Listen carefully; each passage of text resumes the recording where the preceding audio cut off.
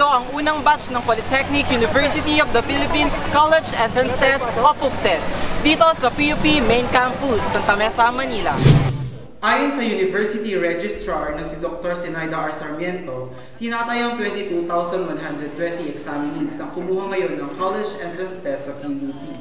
Kaugnay nito, nagtalaga ang PUP-ROTC at iba't ibang student organization ng mga volunteer upang tumulong sa pangangalaga ng kaayusan at seguridad ng mga examinees. Nagkaroon ng 4 na shipang eksaminasyon para sa araw na ito, sinimula ng first shift ng ika-8 ng umaga at ang huling shift naman ay sinimula ng ika-3 ng hapon.